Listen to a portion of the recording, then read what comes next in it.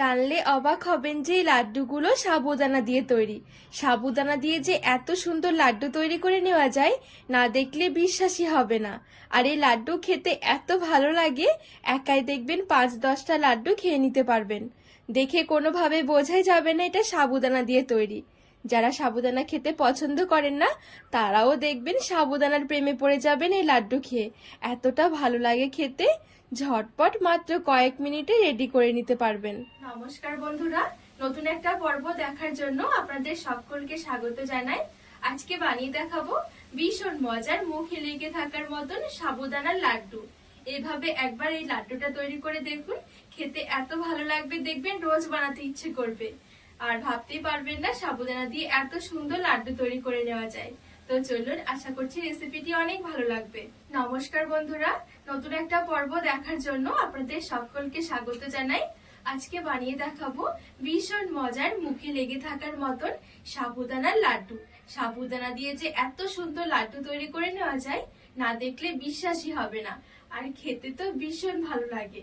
তো চলুন, খুবই সহজভাবে বানিয়ে দেখাবো, আশা করছি অনেক ভালো লাগবে। এই সাবুদানার লাড্ডুটা তৈরি করে নেওয়ার জন্য আমি এখানে 200 গ্রাম সাবুদানা নিয়েছি। আপনারা চাইলে আরো কম করে দিয়েও তৈরি করতে পারেন বা বেশি করে নিও। আর এখানে আমি ছোট দানার সাবুটা নিয়েছি।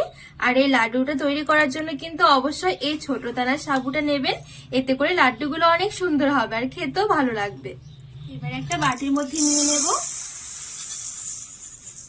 এবারে দিয়ে দিচ্ছি জল, আর এই জলটা দিয়ে সাবুদানাটা একটু ভালো করে ধুয়ে নেব। এ পর্যায়ে একটু সাবুদানাটা ভালো করে ধুয়ে নেব, একটু জল পাল্টে পাল্টে।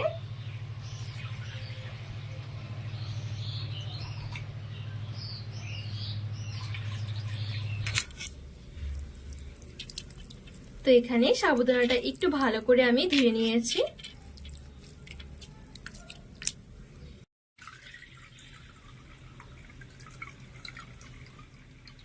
এবারে আমি এখানে এই বাটি মেপে 1 বাটি নিয়েছিলাম সাবুদানা।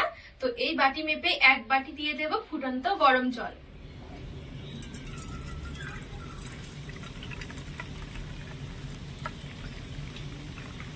তো ঠিক 1 বাটি গরম জল আমি দিয়ে দিচ্ছি। এবারে একটু নেড়ে চেড়ে মিশিয়ে নেব। এবারে আমি ঢাকা চাপা দিয়ে রেখে দেব 15 থেকে 20 মিনিটের জন্য। ততক্ষণে সাবুদানাগুলো একদম নরম হয়ে যাবে।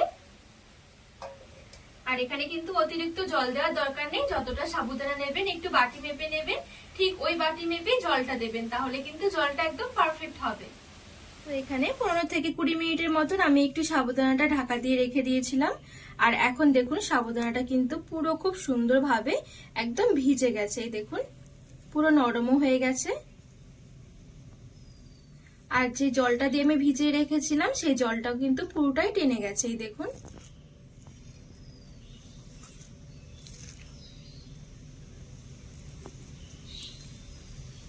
আর সাবুদানাটা খুব সুন্দর এখন ঝরঝরে হয়ে গেছে।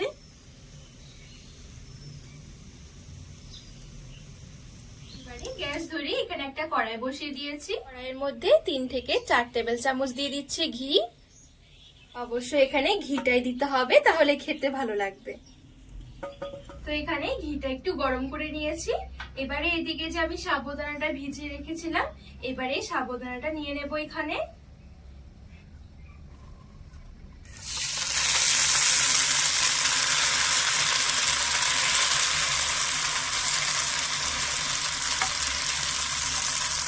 এবারে ঘিয়ের সাথে ভালো করে মিশিয়ে একটু ভেজে নেব।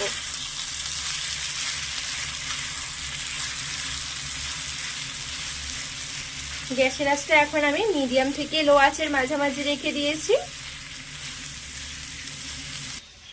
আর এই সাবুদানার লাড্ডু তৈরি করা একদমই সহজ, খেতেও ভীষণ ভালো লাগে, ঝটপট কিন্তু তৈরি করে নিতে পারবেন। আর এই লাড্ডুটা বানিয়ে কিন্তু আপনারা রেখেও খেতে পারবেন অনেকদিন পর্যন্ত।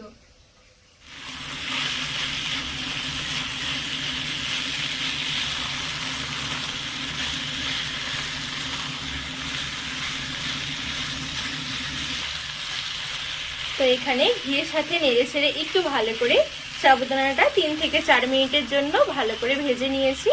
আর যখন ভাজা হয়ে যাবে তখন দেখবেন সাবুদানার কালারটা অনেকটা চেঞ্জ হয়ে আসবে, আর একসাথে জড়ো হয়ে আসবে। দেখুন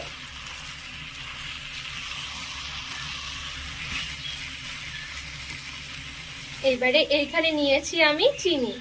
এই বাটি মেপে আমি 1 বাটি নিয়েছিলাম সাবুদানা, তো 1 বাটি সাবুদানার জন্য আমি হাফ বাটি দিয়ে দিচ্ছি চিনি।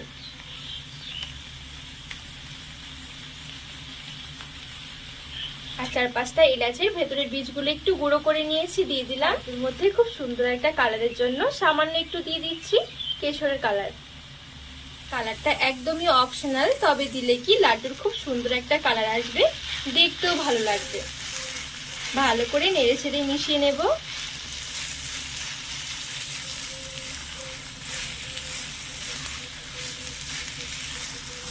সবকিছু খুব ভালোভাবে নেড়ে ছেড়ে মিশিয়ে একটু পাক দিতে থাকবো।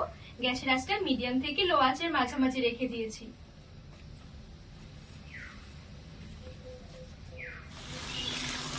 তো এখানে পাক দিতে দিতে দেখবেন একটা পর্যায়ে এরকম একটু শুকিয়ে আসবে আর একসাথে জড়ো হয়ে ডোয়ের মতন হয়ে যাবে। এই দেখুন, আর হালকা একটু কালার দেওয়ার জন্য দেখুন কতটা সুন্দর লাগছে, পুরো যেন মনে হচ্ছে মতিচুরের লাড্ডু। কোনোভাবে বোঝার উপায় নেই যে এটা সাবুদানা দিয়ে তৈরি করা হয়েছে, আর খেতেও এত ভালো লাগে। মতিচুরের লাড্ডুর থেকে কোনো অংশে কম নয়। যারা সাবুদানা খেতে পছন্দ করেন না তারাও দেখবেন এই লাড্ডুটা অনায়াসে চেটে পুটে খাবেন। এবারে এখানে নিয়েছি কিছু কাজু বাদাম কুচি, দিয়ে দিচ্ছি। আর দিয়ে দিচ্ছি কিছুটা চালমগজ। ভালো করে নেড়ে ছেড়ে একটু মিশিয়ে নেব।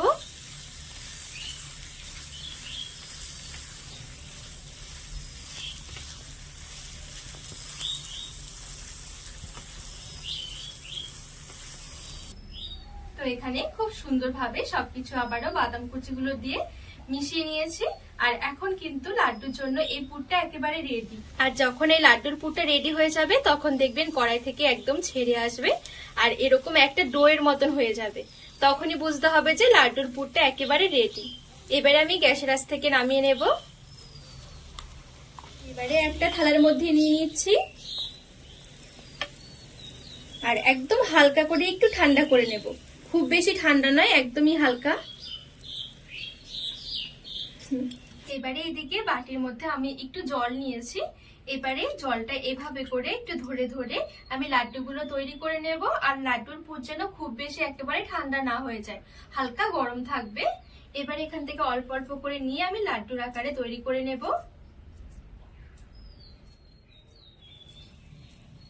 তো এই দেখুন এখানে আমি একটা লাড্ডু তৈরি করে নিয়েছি আর দেখতেও কতটা সুন্দর লাগছে।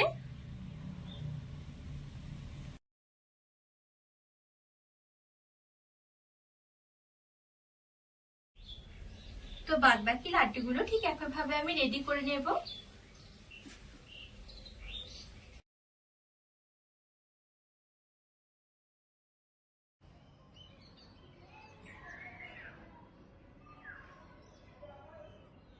তো এখানে সবগুলো লাড্ডু খুব সুন্দরভাবে রেডি করে একটা প্লেটের মধ্যে সাজিয়ে নিয়েছি।